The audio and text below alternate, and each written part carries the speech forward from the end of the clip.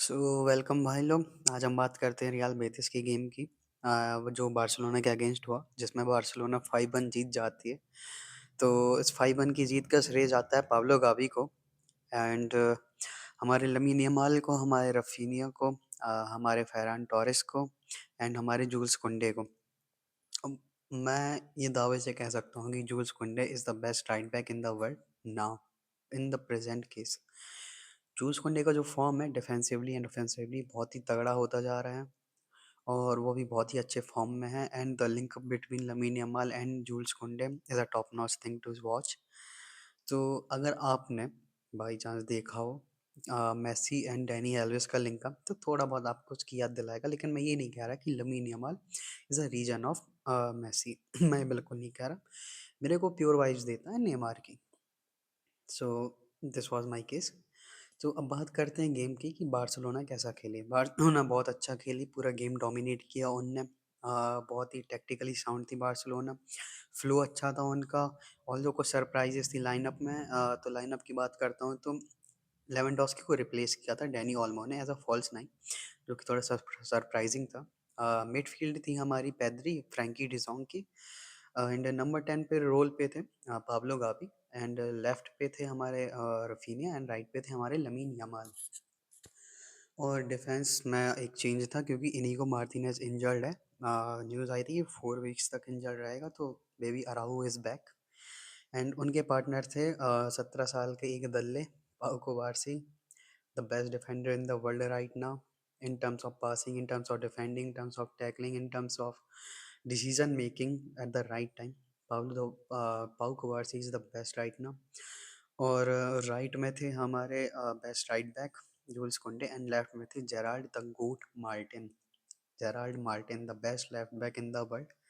ऐसा मैं नहीं कह रहा, ऐसा हर कोई कहता है, तो मेरा नाम मत लगाइएगा आप बाद में। और गोल में जैसे कि सेजनी ने सुपर कप फाइनल में रेड कार्ड ले लिया था, तो इनाकी पहने को खोलना खेलना पड़ा, तो गोल में इनाकी पहने उसके भी अच्छे सेव्स थे, अच्छा गेम था। तो अब बात करते हैं गेम की। तो गेम तो हमारा बहुत अच्छा रहा। हमने पूरा गेम डोमिनेट किया। बहुत अच्छे टैक्टिकली साउंड थे हम लोग। हांसी फ्लिक का जलवा। और जलवा ऐसा था कि पूरा जो पोजीशन थी हमारी पास थी, हम लोग बहुत अच्छा खेल रहे थे, ज़्यादा मिस्टेक नहीं की हमने।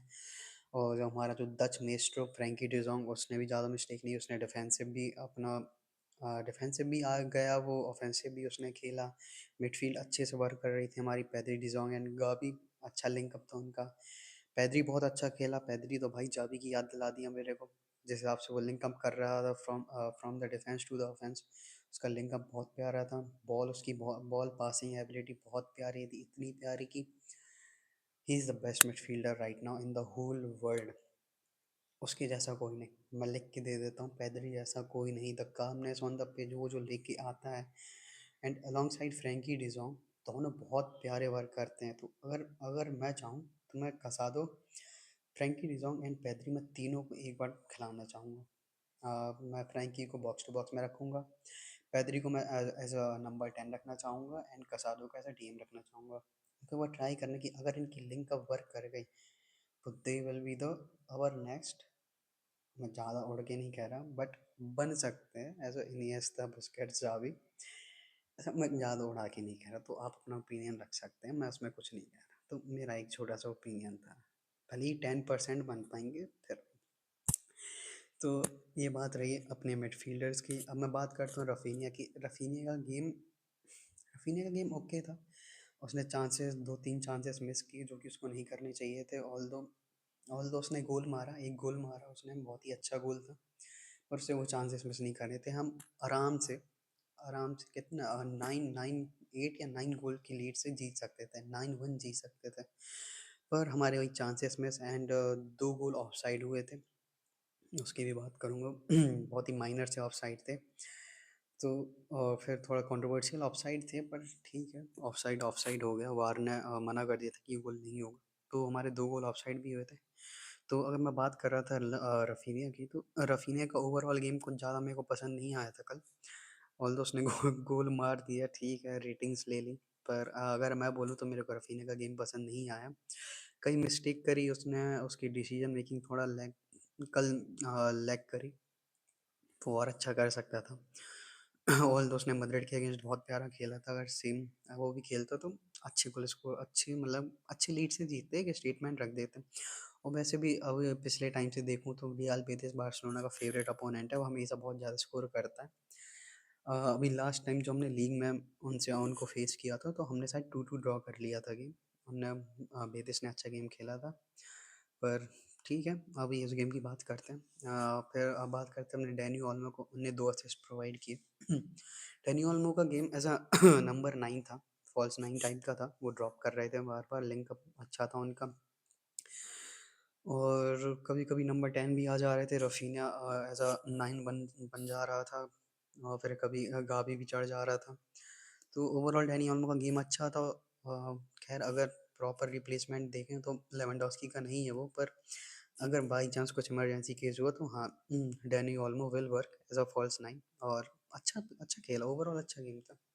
और मैं बात कर लूँ एक 17 साल के दल्ला लमीन यमाल, जिसको सब कह रहे हैं अभी Messi region, not according to me कि वो नहीं है, मेरे को प्योर नेमार वाइब्स देता है। अगर आप स्किल्स की बात कर लें, अगर आप स्किल्स की बात कर लें, अगर आप डिसीजन मेकिंग की बात कर लें, अगर आप ड्रिबलिंग की बात कर लें, अगर आप पासेस की बात कर लें, और चीकीनेस की बात सेट हाउसरी की बात कर लें, तो he is a pure Neymar, और उसको देखने में बहुत मज़ा आता है। Lamin Yamal is a world class, he is the best winger right now in the world along with साला एंड रफीनिया।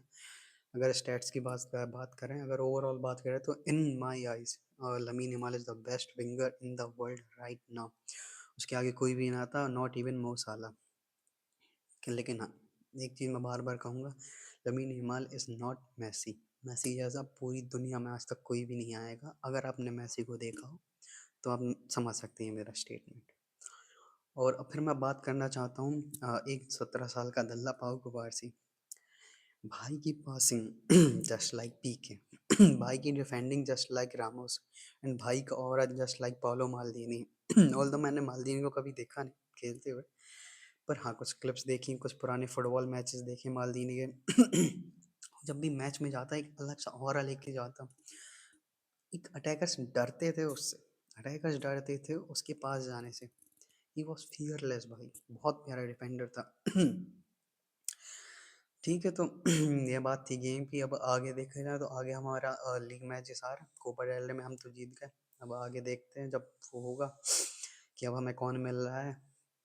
खैर चांसेस सबके हैं, एथलेटिको मैड्रिड अभी जीती है, अब 4-0 जीती है, उसका फॉर्म बहुत अच्छा चल रहा है। रियल मैड्रिड का आज गेम है तो उनका भी देखते हैं। तो अब देखते हैं कौन मिलता है कोपा डेल रे में। तो हम बात कर लेते हैं गताफे की, जो कि हमारा अगला लीग मैच है जिनके साथ।